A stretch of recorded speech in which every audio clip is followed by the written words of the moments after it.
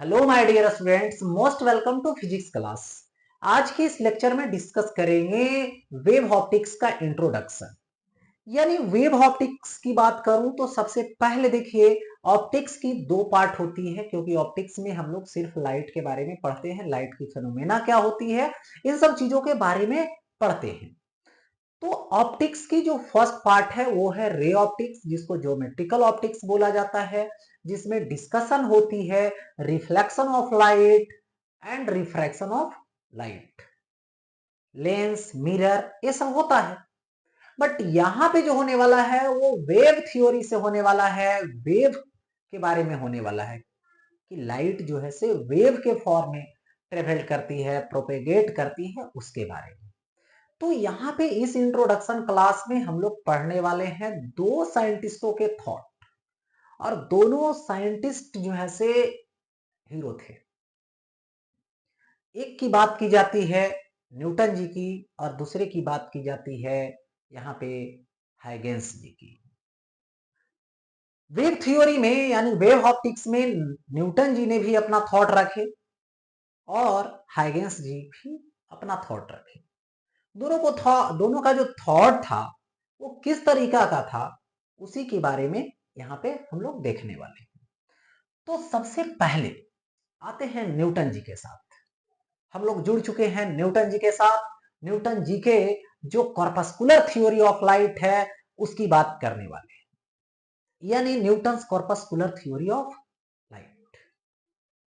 उन्होंने बतलाए every light source continuously emits countless tiny light and invisible particles. These particles are called corpuscles.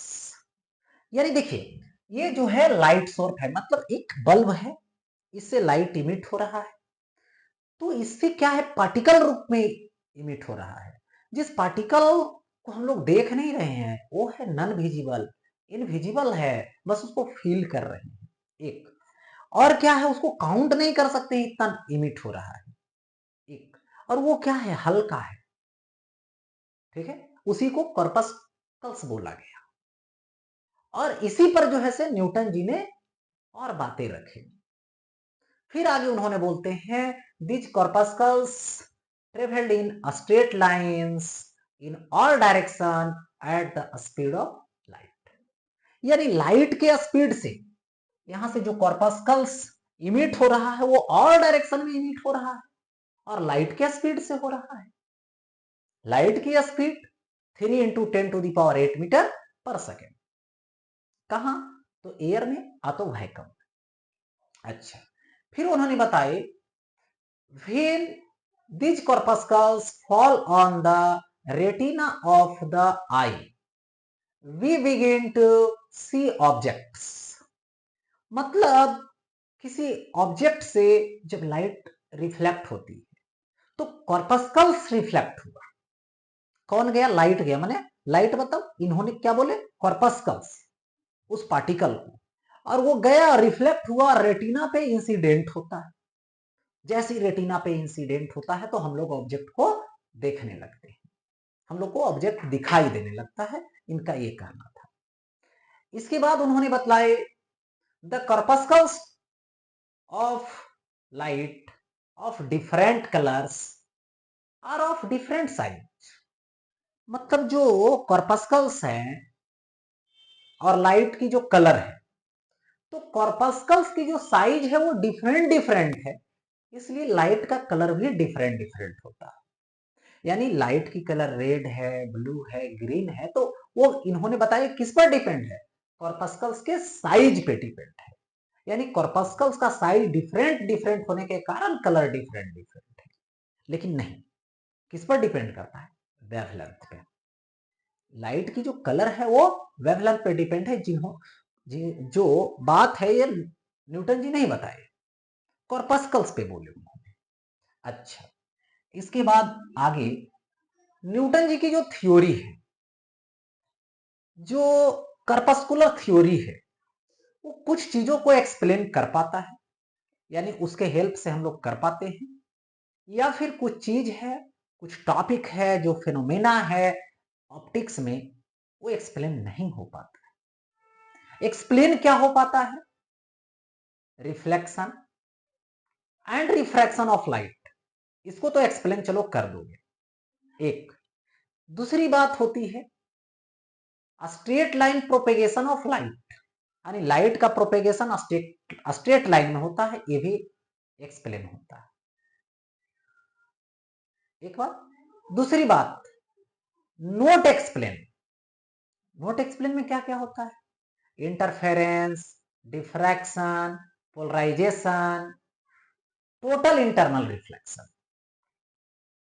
ये जो phenomena है light का, जो मान लो एक प्रकार की जो फिनोमेना है यहां पे, वो जो है से एक्सप्लेन नहीं होता है। किससे? न्यूटन के कॉर्पस्कुलर थ्योरी से। फोटो इलेक्ट्रिक इफेक्ट एक फिनोमेना है लाइट की। लाइट जो है से मेटल सरफेस पे आके इंसिडेंट होगी, मेटल सरफेस से क्या होगा? मेटल सरफेस से इलेक्ट्रॉन का इजेक्शन होगा। तो ये एक्सप्लेन नहीं कर पाता है न्यूटन जी का कॉर्पस्कुलर थ्योरी, उसके लिए जो है से वैलिड नहीं है। फिर आगे है the speed of light is greater in a rare medium than in a denser medium. मतलब देखिए, रेयर मीडियम में लाइट का स्पीड ग्रेटर होता है डेंसर के रेस्पेक्ट में, लेकिन इसको एक्सप्लेन नहीं किया। कौन? न्यूटन जी का कॉर्पस्कुलर थ्योरी। कॉर्पस्कल से यदि चलते हैं तो एक्सप्लेन नहीं हो पाता, उल्टा हो जाता है। यहां पे रेयर में कम हो जाता है, डेंसर में ज्यादा हो जाता है, इसीलिए यहां पर बोला कि एक्सप्लेन नहीं है। अच्छा, जब ये एक्सप्लेन नहीं है तो अब आते हैं हाइगेंस जी। लेकिन हाइगेंस जी जो अपना थ्योरी देते हैं वो वेव फ्रंट पे देते हैं, यानी वेव फ्रंट से रिलेटेड उन्होंने देते हैं। ओके, कैसे देते हैं इसकी डिस्कशन करते हैं। तो सबसे पहले समझे what is wave front. Wave front जो है वो क्या है? लोकस है। ठीक है, कैसा लोकस है, कैसा सिचुएशन है, इसको समझते हैं। देखिए, यहां पे सपोज मैं करता हूं कि ये रहा वाटर सरफेस। ओके, ये वाटर सरफेस है और इस वाटर सरफेस की यदि मैं बात करूं तो देखे होंगे यदि स्टिल वाटर है वहां पे जो है से, है ना, पॉन्ड के किनारे, रिवर के किनारे, रिवर यदि खड़ा हो गए जाकर, ऐसे तो रिवर में जो है से स्टिल वाटर बहुत कम देखने को मिलता है। ठीक है, तो यदि जो है से क्या होता है कि गए एक पत्थर को लिए, स्टोन को या तो कोई भी पार्टिकल, उसको ड्रॉप कर दिए। देखिए इस तरह से ड्रॉप कर दिए। ठीक है, इस तरह से ड्रॉप कर दिए तो कुछ ऐसा नजारा देखने को हम लोगों को मिलता है। एक प्रकार का डिस्टरबेंस है और डिस्टरबेंस आगे बढ़ रहा है वेव के रूप में। ठीक है, देखिए ऐसे यहां पे उसी तरीके से यहां पे हमने ड्रॉप किया तो क्या हुआ कि वाटर सरफेस पर डिस्टरबेंस क्रिएट हुआ, तो इस तरह से सर्कल सर्कल बनना शुरू हो गया। देखिए ये सर्कल जो मेनली देखा जाता है वो क्यों देखा जाता है? तो जब वाटर सरफेस पर वाटर का पार्टिकल जो वाइब्रेट करते हैं तो up down up down up down, तो जितने पार्टिकल अप हुए उसको एक जो है से मिला दीजिए, लाइन ड्रा कर दीजिए। यहां पे वही लाइन यहां पे बन जाता है जिसपे हर पार्टिकल देखो अप में है, फिर उसके जस्ट बगल में डाउन में हो गया, तो वो एक सर्कल में दिखने लगा। ठीक है, और वही जो है से आगे क्या होते जाता है? ट्रेवल्ड करते जाता है। यही क्या है? वेव फ्रंट है। इसी को क्या बोलते हैं? वेव फ्रंट बोलते हैं। ओके, और देखिए ये जो वेव फ्रंट है इस तरह से ऐसे यहां पे है और ट्रेवल हो रहा है ऐसे, तो वेव फ्रंट की जो मोशन हो रही है उसकी जो वेलोसिटी है इस वेव फ्रंट की यदि यहाँ पे पार्ट काटे, यहाँ पे पार्ट काटे, यहाँ पे पार्ट काटे, तो ये सरफेस के परपेंडिकुलर है, ठीक है। वेव फ्रंट के परपेंडिकुलर डायरेक्शन में वेव फ्रंट की वेलोसिटी होती है, इस तरह से ऐसे। यानी कहने का मतलब हुआ कि वेव फ्रंट क्या है, सरफेस है, लाइन है, जो बोलिए, the locus of all ether particles vibrating in same phase is known as wave front। यहां पर ईथर के जगह पे मीडियम भी बोल सकते हैं, क्योंकि लाइट में हाइगेंस जी जो हैं वो जब सनलाइट आता है तो मीडियम नहीं माना गया, तो उन्होंने ईथर को इमेजिन किया। देखिए, तो यहां पर मीडियम के पार्टिकल्स वाइब्रेट करते हैं, तो ये देखिए क्या है, सेम फेज में। जैसे अप है तो अप को बोला जाता है क्रिस्ट और डाउन को बोला जाता है ट्रफ, क्रिस्ट और ट्रफ। तो इस तरीके से crest trough, crest trough, crest trough, तो जितने भी क्रिस्ट के फॉर्म में है वो क्या है, सेम फेज में। ट्रफ वाले को मिलाया गया तो वो भी सेम फेज में, ठीक है। अब देखिए, ये हो गया क्रिस्ट, ये हो गया ट्रफ, क्रिस्ट ट्रफ क्रिस्ट, ऐसे। मेनली लेवल तो ये था, तो ये इधर का मैक्सिमम डिस्प्लेसमेंट, इधर का मैक्सिमम डिस्प्लेसमेंट, और यही जो मैक्सिमम डिस्प्लेसमेंट होता है इसी को एम्पलीट्यूड बोला जाता है। और यहां पे जो प्रोपेगेशन होती है वो ट्रांसवर्स वेव इसको बोलते हैं, यानी ट्रांसवर्स वेव के रूप में प्रोपेगेशन होता है। ओके, ये वेव फ्रंट है। अब आगे बढ़ते हैं, देखिए types of wave front. Wave front के टाइप में आते हैं, तो देखिए वेव फ्रंट की जो टाइप होती है वो सोर्स की साइज पे डिपेंड करता है। सोर्स किस साइज का है उसी पे वेव फ्रंट की साइज जो है से डिपेंड करेगा। जैसे पॉइंट सोर्स है, तो पॉइंट सोर्स है तो स्फेरिकल वेव फ्रंट क्रिएट करेगा।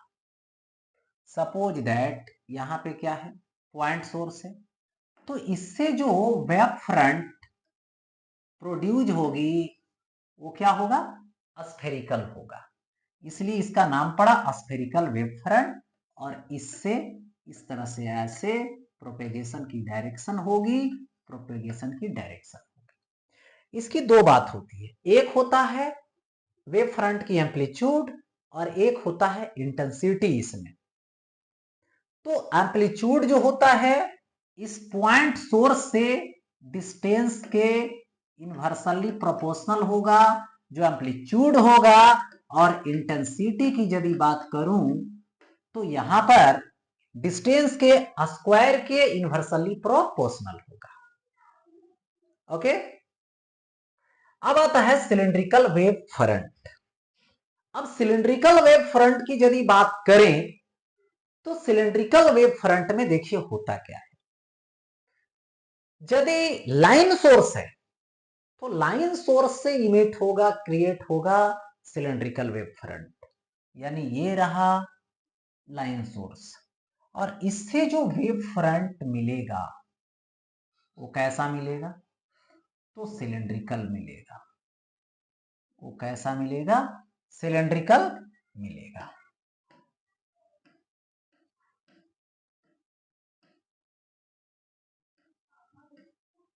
सिलिंड्रिकल मिलेगा,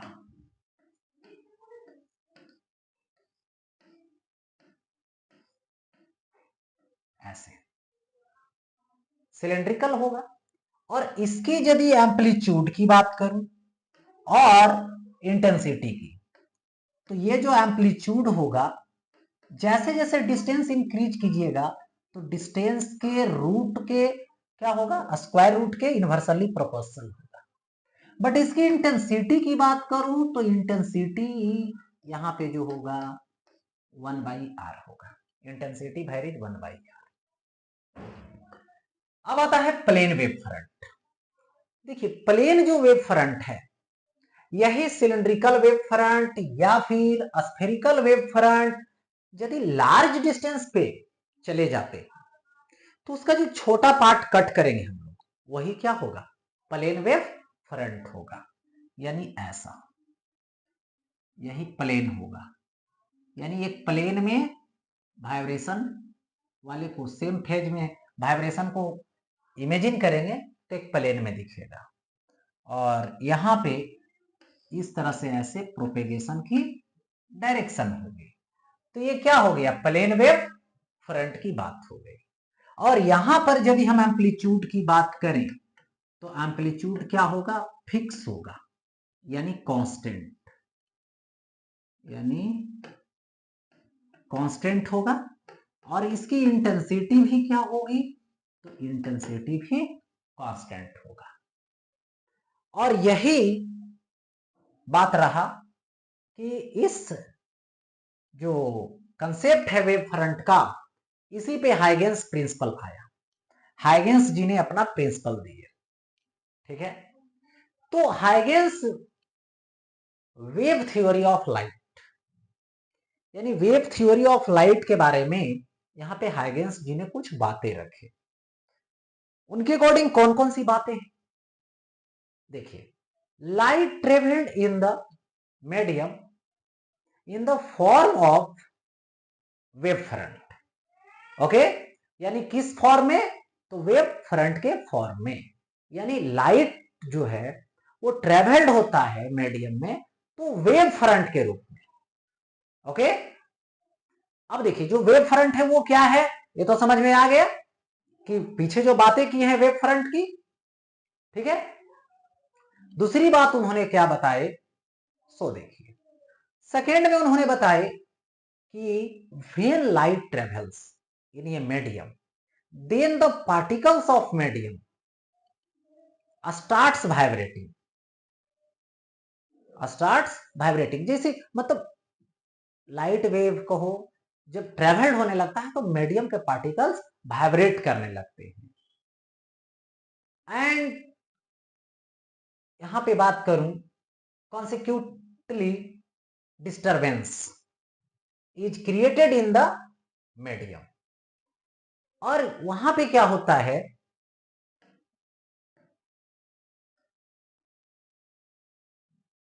वो जो है से मतलब कांस्टेंट फॉर्म में, मतलब कंटिन्यूअस क्या करते रहता है, वाइब्रेशन क्रिएट होगा, यानी वाइब्रेट होगा तो डिस्टरबेंस क्रिएट करेगा, किसमें, मीडियम में, जिसको वहां पर सेकेंडरी वेव सोर्स के नाम से भी जानते हैं, ठीक है।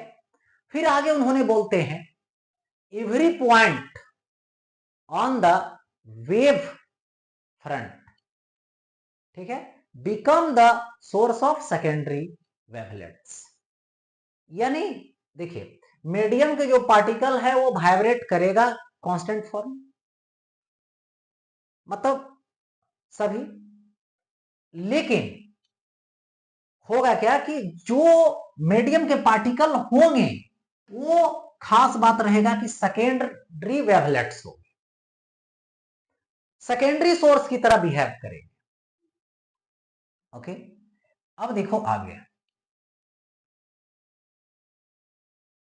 यहां पर खास बात है कि the tangent plane to these secondary wavelets represent the new position of wave front. यानी जो सेकेंडरी वेवलेट्स होंगे उस वेवलेट पे क्या करेंगे, एक जो है से वहां पर टेंजेंट ड्रा करेंगे, टेंजेंट प्लेन, टेंजेंट सरफेस, और वही क्या होगा, वहां पर वेव फ्रंट का नेक्स्ट पार्ट होगा, ठीक है। यानी सेकेंडरी जो वेवलेट से बनेगा वो वेव फ्रंट का नेक्स्ट पार्ट माना जाएगा। देखिए ऐसे सपोज कीजिए यहां पर एक पॉइंट सोर्स है, ठीक है, और इस पॉइंट सोर्स से हमने ये वेव लिया, सॉरी वेव फ्रंट लिया।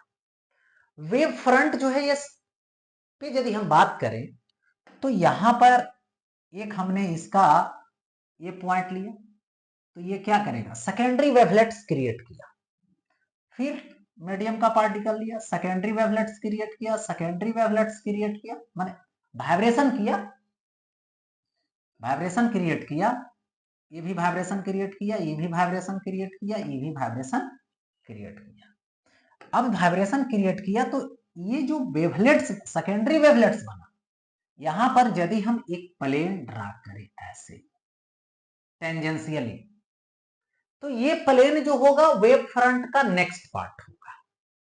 फिर उसी तरह से यहां पर इस वेव फ्रंट पे लू तो secondary wavelets, secondary wavelets, secondary wavelets, secondary wavelets, secondary wavelets, secondary wavelets, secondary wavelets, और यहां पे यदि हम टेंजेंट ड्रा करें तो ये भी क्या होगा, यहां पर नेक्स्ट पार्ट होगा। यहां पे क्या हो जाएगा, तो ये हो जाएगा नेक्स्ट पार्ट। ओके, इसी तरह से ये फॉरवर्ड डायरेक्शन में मोशन करता रहेगा और वेव फ्रंट के परपेंडिकुलर डायरेक्शन में वेलोसिटी की डायरेक्शन होगी।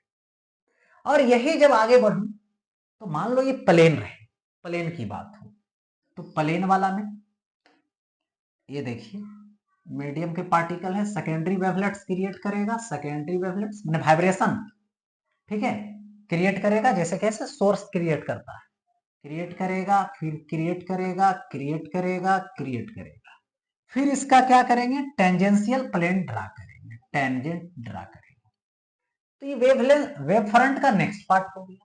फिर इसी तरह से यदि जो है से यहां पर लू मीडियम का पार्टिकल इस प्लेन पर, इस प्लेन पर, इस प्लेन पर, इस प्लेन पर, इस प्लेन पर, तो यहां भी टेंजेंट ड्रा करूं यानी टेंजेंट प्लेन खींचूं तो वेव फ्रंट का नेक्स्ट पार्ट हो जाएगा।